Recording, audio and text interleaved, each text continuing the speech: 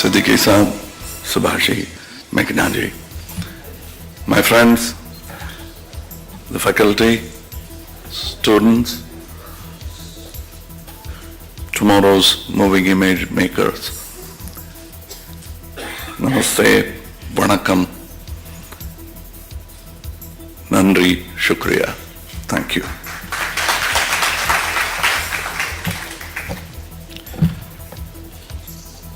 I thank Hariji for introducing me, sometimes me to me.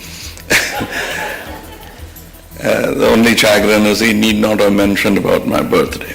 I'm doing my best. This is the best acting I have done so far to look 50 or 45 or whatever I imagine I am. But anyway, the reason why we put on this act is, since it's a keynote address, let me go to the key of my survival. Writers do not write roles for older people. They always write for younger people, so we all try to look young. That's a key. And but times are changing. I mean, Amitji is a great example, so I know at least I have another 15 years ahead.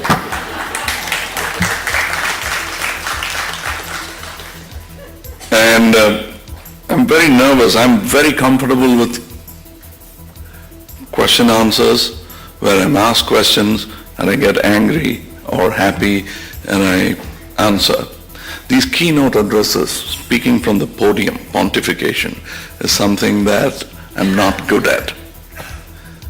I might meander, but then you asked for it. So here I go. I'm, as Siddiqui Saab said, there's nothing much to say when the best of your mentors have spoken here. As Subhaji rightly said, please, for whatever you believe in, heaven, earth, or whatever, for that sake, do not believe that you have completed education of cinema. That would be your undoing. And fortunately, not going to school has permanently kept me in a state of apprehension and trepidation that I have to learn more. A little degree and that square hat on my head would have ruined me or spoiled me. And now I have the opportunity of learning. Whenever I'm introduced as a high school dropout, it pleases me, because there are so many teachers who come up to, doesn't matter, I'll teach you a few tricks. So I learn. So being introduced as a high school dropout is much more worthy than that square hat. Not that I'm looking down or demeaning it just when you're going to receive it. But please remove that hat after you receive that honor and do not rest on it. Let it rest. I'm not being poetic here. I'm being very practical, because the tools that you've learned your trade on are going to change. That fantastic 11.1 or 13.1 that you have in your college, which is enviable, because when I first saw it, I wanted it for myself, my film. And it happened thanks to Van Balen, my friend, and thanks to my naivety and the ignorance of my distributors. I said, with this, the film will collect, and they believed it. Unfortunately, it did also. But even if it hadn't, I would have brought the technology in, and that's what mattered to me. Because the tools are secondary. It's you who uses it, that's going to make it, and you can always sharpen it, make a better tool. So within 6 months, the same Van Balen is going to bring in something that will be installed in your institute, hopefully, and you'll have to go back to school to know what's new. That's what I do. That's what, when Hari Saab said I'm excited every day, I'm one of the very few actors you'll find in NAB, or for that matter, I come to a Writers Association meeting, a screenplay workshop. I try to run one. It's not because I want to teach people, because I want to keep abreast of what's happening. It's a very selfish, it's nothing philanthropic about it. And the reason I came here is because I can see what are the new films you're making. I want to know what my competition is going to be tomorrow.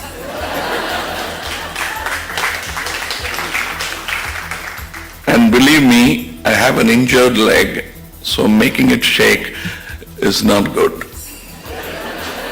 And you've done it. So I'm looking forward to competing with you. It doesn't matter. If either of us fail, cinema will win.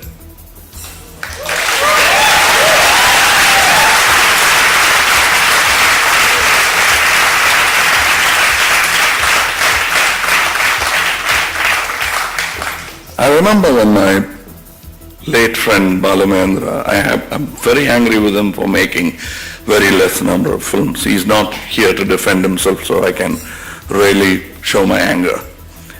I always tell him that he's not that he's lazy, he simply doesn't agree with the pontification that's laid out to him. He doesn't want to do. And that's exactly what I don't. There were a group of people, even Mr. Hariharan here, the fact that he went into teaching, it was because he was so angry with the existing industry.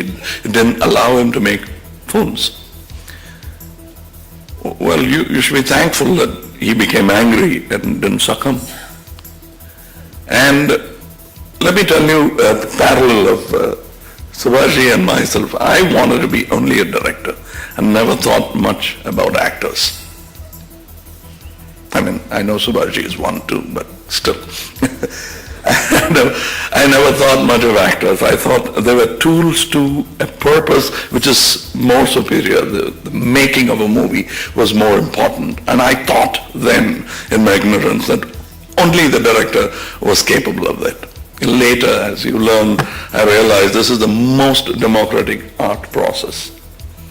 And nobody, there's the auteur theory and all, salam to it, but I would still think that it is a democratic process. Somebody fails you, the film will fail. It will be almost a great film, but for the bad cinematography, but for the bad acting, but for the bad makeup or something, or the other will crop up and make it a lesser movie. And I've had that happen to me. When I thought I had a fantastic movie, and they would say that I wish you had better actors and a better cinematographer. So films have failed. In spite of the mighty me, it failed. So it is, I have been humbled so many times into understanding that this truly is a democratic art, and probably the biggest assimilator of all arts. It's very versatile. And it's going to be people are going to stop calling it cinema. It's going to become something else. And you'll know our age when we still call it film, cinema. It's going to be just moving images, and it's going to go places. And I'd love to be left behind, leaning on my easy chair and see you gray old guys trying to make films. I hope medicine and cinema makes me live that long. And I was halfway. As I told you, I'm not a great, I don't take notes. I'm not a great keynote address deliverer. But I was telling you, here's a man who wanted to become an actor. And he came in and took up the most difficult job. The easiest job is that of an actor, especially becoming a star. Star actor, that is. Then you really want to become an actor, you'll have to work for the money. But you're a star, you don't have to. He has seen that side of it also. He's paid stars, so he knows, through the nose, I guess. And I am a reluctant actor, but for Mr. K. Balachandra, I wouldn't be here in this podium, and there wouldn't be a repertoire like that for you to see. He told me that do not entertain that idea because I see a rising star in you. I don't want you to come to studio in an auto rickshaw. You might, the way you are, you might make that kind of movie which may not run. And I don't know, he was pouring cold water on my ideas, on my fire. But I respected him a lot, I admired him a lot. He's my hero. And at 84, he still is my hero. And that's a rare feat, especially with a cocky student like me. But he has managed it. And I was just telling him, thank you, sir, I have a house. And you know why you have debts? He said, no, sir, because you are a filmmaker. So I'm not frightening you, but what I'm trying to tell you is there'll be many paths open to you. Do not be ashamed. Do not be ready to humble yourself before opportunity. I would not say fate. You can change it. I wanted to be a director. I only had to wait. I changed my fate. I became a director, and I sat with the ilk of Subhash Ghai and discussed my films. That's an honor, and I made it happen. And you can, but to make that happen, be more flexible. Ramrod straight against a storm can break a teakwood tree. Learn to be like the bamboo.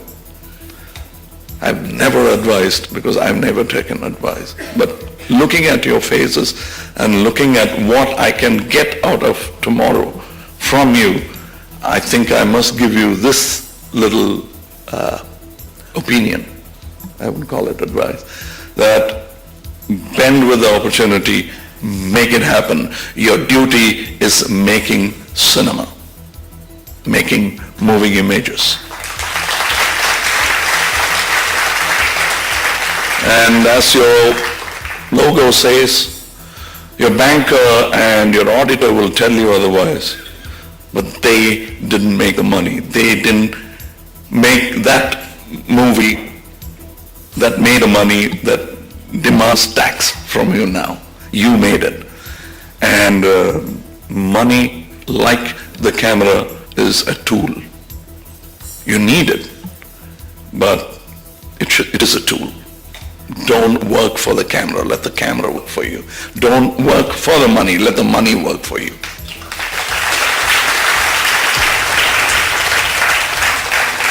I have, in all my dreams, if I told Subhaji that there should be an international corpus made in Whistling Woods, which will facilitate young filmmakers who come out of Whistling Woods. Not all filmmakers. At least take care of your own, and the world will take care of its own. And I want you to create that corpus that lets them do one film. Let them fight for it. Let them tear each other apart and come in as a winner. Let Darwin be right on that. Survival of the fittest. And you come and make that film which will make the Institute proud, India proud. And I hope one day that kind of a fund will happen. Who knows, I might steal a bit of that money and make a film for you. Which is actually meant for you, but I would pretend to be a student of cinema, which I am. But I pretend to be a student of Whistling Wood and come and take it. Which I would be, which I am. Today, when I watch you, I envy you. In my time, it was not a reachable goal going to a film institute. The Film Institute was there, but I didn't have the financing facility to do it. My father was very kind. He allowed me to get out of school and get into cinema, but he was not going to finance my Film Institute trip to Pune. He thought I'd never come back. So that's why he didn't. So that was a dream that didn't happen, but you are living my dream.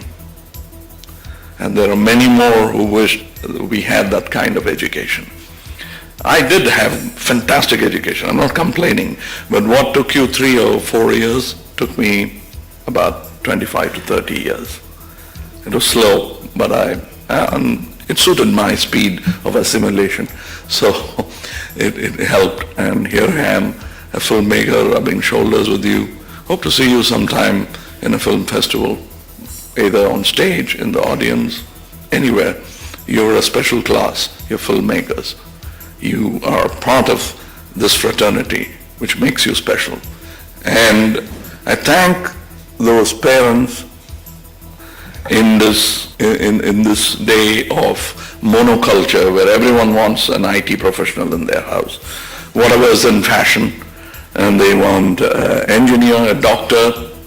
I have many engineers who do anything else other than engineering. I have a driver who's an engineer. I know a barber who's an engineer. But I know that all of you are going to be filmmakers. Somewhere in some corner or other. You may not be making film, you may not be saying start and cut, but you'll be part of films.